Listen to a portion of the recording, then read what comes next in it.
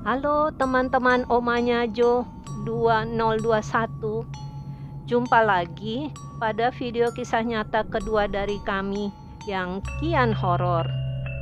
Sebelumnya, jangan lupa tekan tombol subscribe, like, dan juga share video dari Omanya Jo 2021 ini kepada teman-teman terkasih.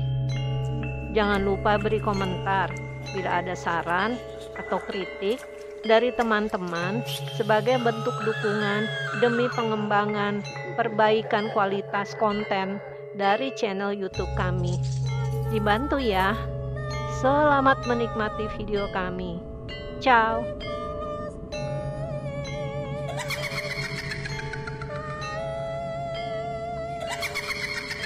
Kisah ini terjadi saat aku dan suami menginap di sebuah hotel yang ada di kota kecil di Jawa Tengah. Aku dan suami sedang berjalan-jalan mengunjungi objek-objek wisata di beberapa kota di Jawa Tengah sesuai rencana yang telah disiapkan. Kami memutuskan menggunakan mobil pribadi supaya lebih leluasa menikmati keindahan panorama objek-objek wisata yang ada tanpa ada keterikatan dengan waktu. Selesai sholat maghrib di masjid di sebuah kota besar, kami bergegas melanjutkan perjalanan ke kota kecil ini dengan maksud agar dapat bermalam, dan kemudian keesokan paginya kami langsung menjelajahi objek-objek wisata yang ada di kota ini. Sebelum memasuki pusat kota, kami berhenti sejenak untuk makan malam sambil browsing beberapa alternatif alamat hotel buat kami menginap. Kami sempat menjajaki beberapa hotel yang ada di pinggiran kota sebelum masuk ke pusat kota. Tapi sayang, tidak ada yang sesuai dengan selera kami. Waktu itu sudah menunjukkan sekitar pukul 9 malam ketika akhirnya kami tiba di pusat kota.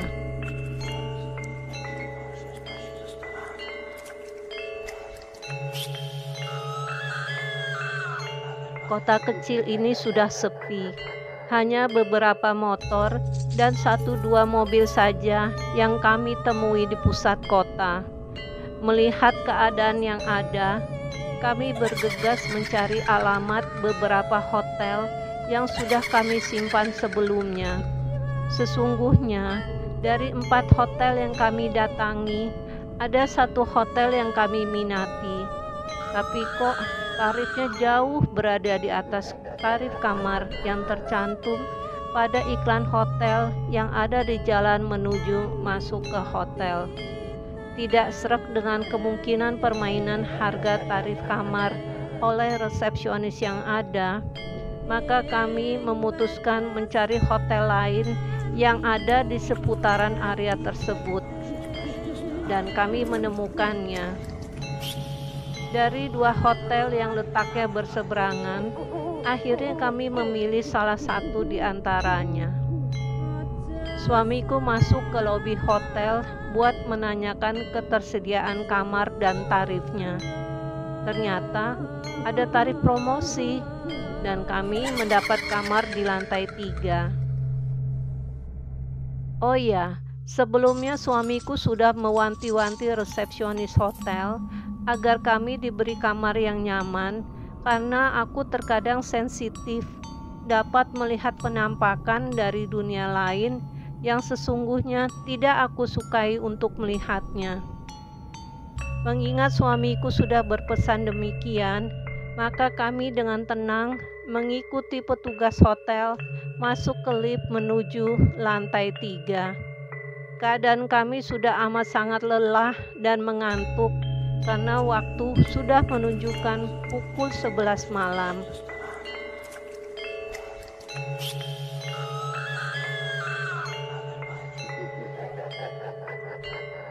Di dalam lift, aku bertanya ke petugas hotel tentang tingkat hunian hotel hari ini. Menurutnya, tingkat hunian hotel sekitar 60%, yang berarti cukup bagus buat hari kerja seperti sekarang. Aku merasa lega buat sesaat. Namun, keadaan berubah setelah kulihat lift ternyata menuju ke lantai 4, bukan ke lantai 3. Aku bertanya akan perubahan ini dan dijawab oleh petugas hotel dengan menunjukkan kunci kamar bernomor kamar yang merujuk ke kamar di lantai 4. Suamiku berusaha menenangkanku dengan mengatakan bahwa lantai 4 malah lebih tenang. Aku diam tidak menjawab karena aku sudah mulai mendapat firasat tidak enak.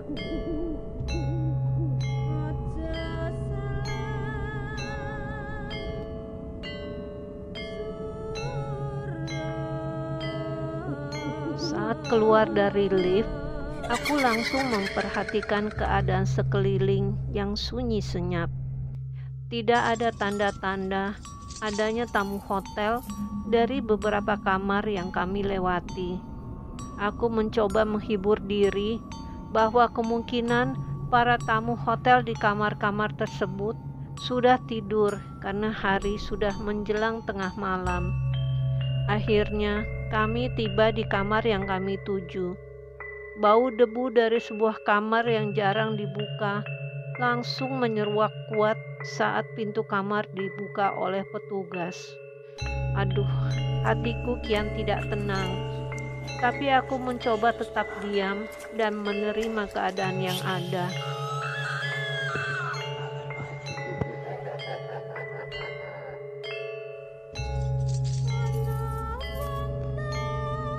Setelah petugas hotel pergi, aku dan suami langsung mengeluarkan tas kecil berisi peralatan mandi dan baju buat keperluan menginap semalam. Barang-barang lain kami tinggal di mobil. Aku meletakkan sikat gigi dan sabun pembersih wajah serta sabun mandi pribadi di wastafel yang ada di kamar mandi. Aku memilih memakai barang-barang pribadiku sendiri daripada fasilitas yang telah disediakan pihak hotel. Saat itu, aku sempat melihat kondisi handuk-handuk hotel yang berwarna putih kecoklatan, seperti berdebu, tidak bersih, atau sudah lama tidak pernah digunakan. Namun, keadaan fisikku yang lelah dan mengantuk membuatku akhirnya mengesampingkan apa yang kulihat. Aku izin menggunakan kamar mandi lebih dulu kepada suami dan ia mengizinkan. Aku segera masuk ke ruang tempat mandi yang pembatas dan pintunya terbuat dari kaca serta dilengkapi dengan shower atau pancuran. Aku bersyukur ada tuas untuk air panas dan dingin, sehingga aku bisa membersihkan diri dengan air hangat di tengah malam ini.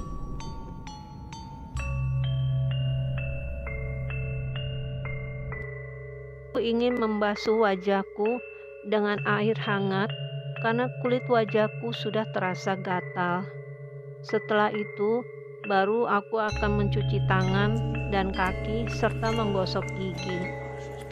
Aku memutar tuas keran air ke arah atas agak ke kanan demi mendapatkan campuran antara air dingin dan air panas yang tingkatannya sedang sehingga menghasilkan air yang hangat.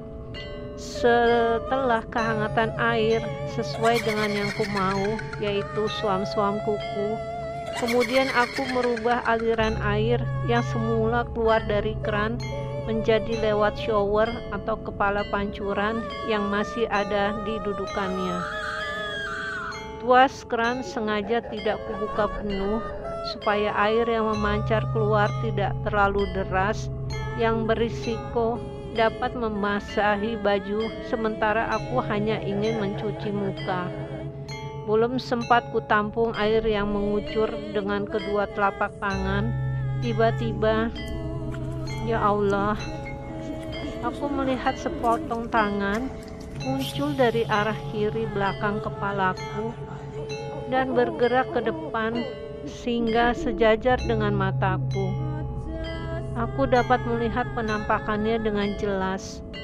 Potongan tangan yang tampil ialah tangan bagian kiri, mulai dari telapak hingga sebatas siku, sementara bagian tubuh yang lain tidak terlihat. Tangan itu milik seorang wanita berkulit putih, layaknya orang dari negara barat atau bule. Namun, selain berwarna putih, sebagian kulit tangan itu juga terlihat kemerahan, seperti melepuh akibat tersiram air panas. Sungguh menyeramkan.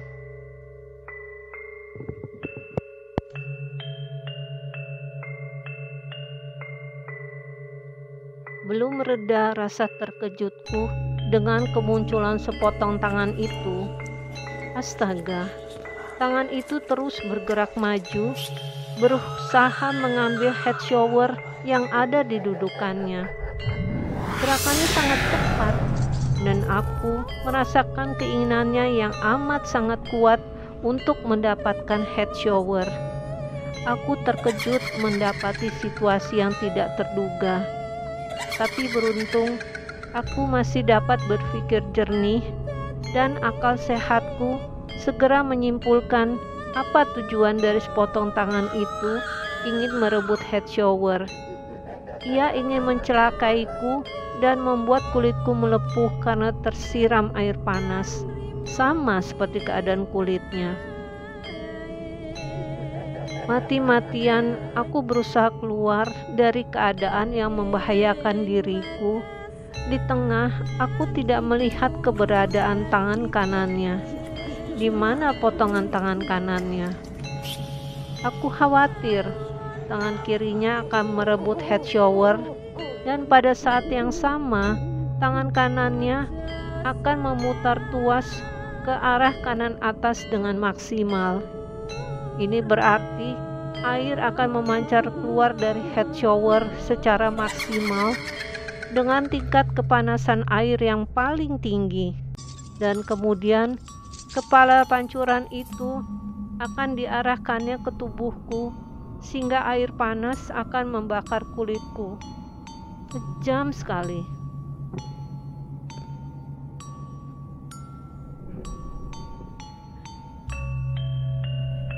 Ya Allah, ini sebuah pertarungan sengit antara dua kepentingan yang sangat bertolak belakang.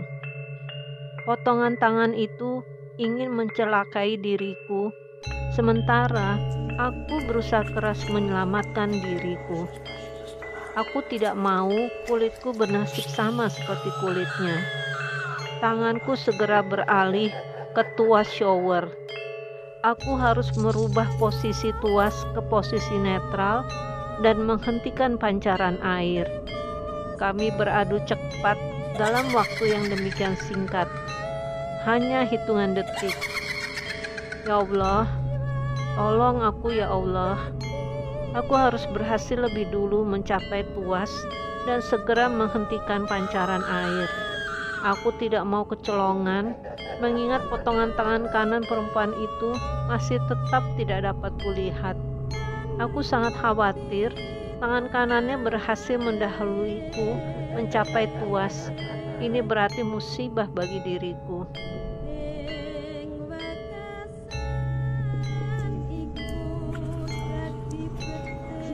Aku berhasil lebih dulu mencapai tuas air dan mengubahnya ke posisi netral sehingga air segera berhenti mengucur. Aku masih belum merasa aman dengan keberhasilanku. Tangan itu masih mempunyai peluang lain untuk mencelakakan diriku. Aku harus bertahan sekuat tenaga supaya tuas air tetap diam pada posisi yang ada sekarang, tidak berputar atau berubah lagi, sambil berjaga supaya diriku tidak tepat berada di bawah shower yang saat itu tetap ada di dudukannya, yaitu di sebelah depan atas diriku. Aku berusaha keras menghindari kemungkinan buruk yaitu tersiram air panas. Seandainya aku gagal mempertahankan tuas air supaya tetap dalam kondisi diam, aku segera memanggil suamiku karena aku was-was akan kemungkinan serangan lain yang membahayakan dari tangan itu. Pada saat yang sama, aku berusaha agar dapat segera keluar dari area mandi ini. Bersyukur, akhirnya aku berhasil membuka pintu kaca dan segera keluar dari area mandi.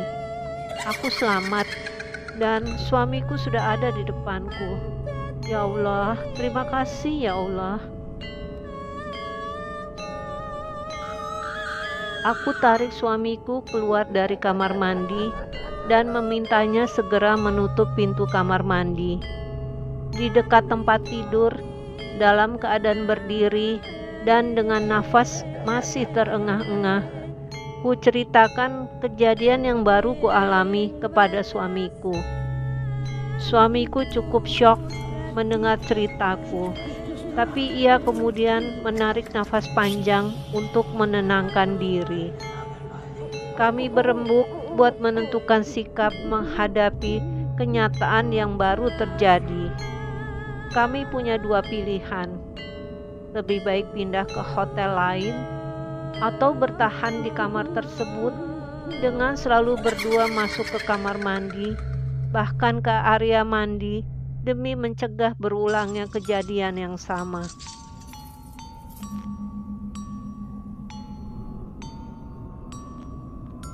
Suamiku akhirnya memutuskan untuk pindah hotel, walau kami akan menghadapi kenyataan sulitnya mendapatkan hotel yang nyaman, apalagi sudah lewat tengah malam. Ia tidak mau ambil risiko si tangan merah akan melakukan sesuatu yang membahayakan saat kami tidur lelap karena kelelahan. Aku sendiri bukan hanya mengalami lelah fisik, tapi juga lelah mental. Malam ini terasa amat sangat panjang dan mencekam buatku.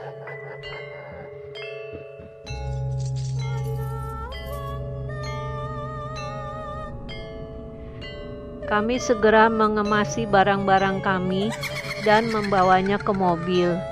Aku tetap tinggal di mobil yang ada di pelataran parkir depan hotel, sementara suamiku berjalan menuju ruang resepsionis untuk mengembalikan kunci kamar sekaligus membatalkan rencana kami menginap di hotel tersebut. Cukup lama ia berbicara dengan pihak hotel sampai akhirnya ia menghampiriku dan menceritakan isi pembicaraannya dengan pihak hotel.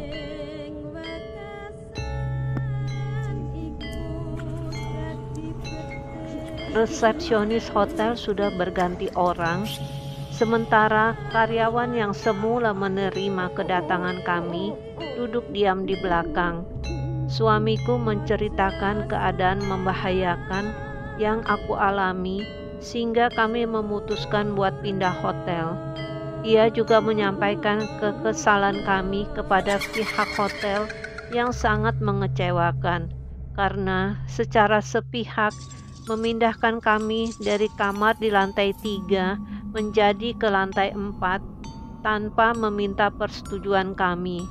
Bahkan ia sudah memperingatkan resepsionis yang ada untuk memberi kamar yang nyaman kepada kami karena kadang aku sensitif sehingga dapat melihat atau merasakan makhluk dari dunia lain yang membuatku tidak nyaman.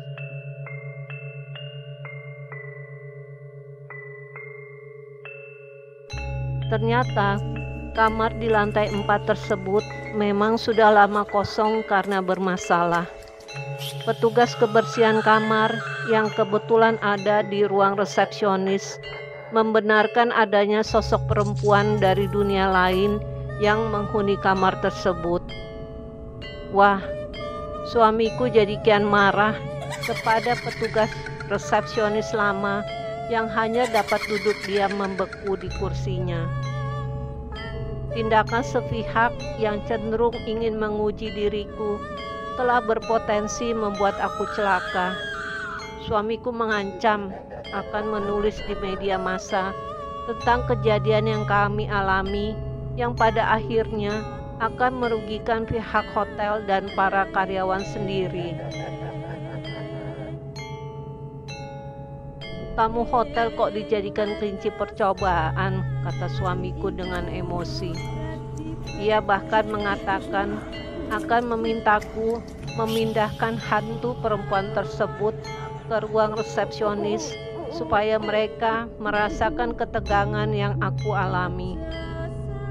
Aku sedikit terhibur mendengar kata-kata suamiku, karena pada kenyataannya aku tidak memiliki kemampuan tersebut. Hanya sekedar kadang dapat melihat sosok dari dunia lain.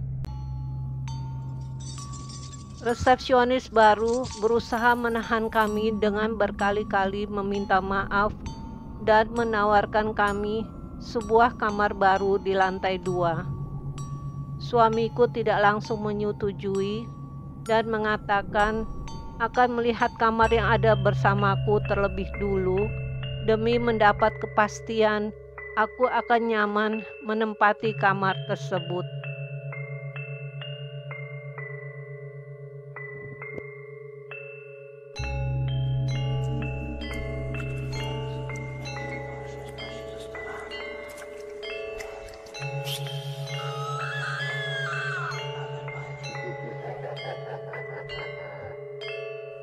Kami ditemani petugas hotel menuju ke kamar dimaksud di lantai 2 sambil membawa barang-barang yang sudah sempat kami taruh sebelumnya di mobil. Aku berdoa semoga kami mendapat kamar yang aman dan nyaman sehingga tidak perlu mencari hotel lagi, mengingat waktu sudah menunjukkan pukul 1:50 dini hari.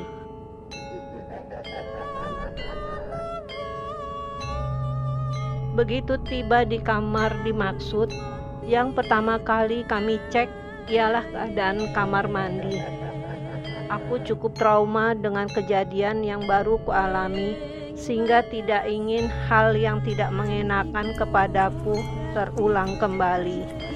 Bahkan di sini pun aku was-was, khawatir potongan tangan tersebut mengikutiku ke kamar ini. Itu sebabnya aku minta ditemani suami saat memeriksa keadaan kamar mandi. Keadaan kamar baik dan nyaman sehingga kami setuju menggunakannya. Aku segera membersihkan diri dan pergi tidur.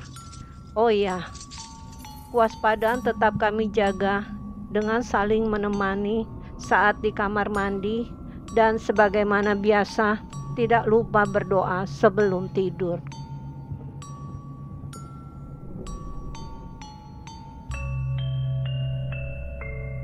Keesokan hari, aku dan suami bangun agak kesiangan. Kami segera berkemas membawa barang-barang ke mobil, kemudian pergi ke restoran di lobi hotel untuk sarapan pagi. Kami melihat cukup banyak tamu hotel sedang menikmati sarapan pagi. Dalam hati aku bersyukur tidak sampai membuat heboh hotel dengan kejadian menyeramkan semalam. Selesai sarapan, kami langsung check out. Para karyawan yang ada memandangi kami. Pasti kejadian yang kualami sudah sampai ke telinga mereka. Mobil pelan-pelan meninggalkan lahan parkir, mengakhiri tatapan mata kami pada hotel yang telah memberikan pengalaman sensasional membahayakan kepada kami, khususnya diriku.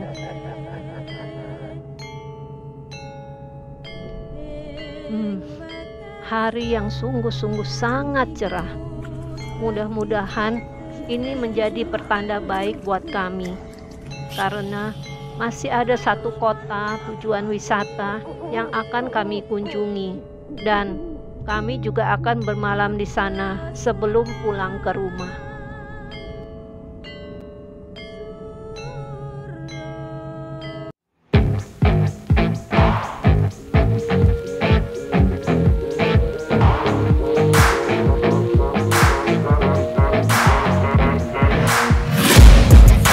shots at the enemy. I'm gonna make it to the top, leave a legacy.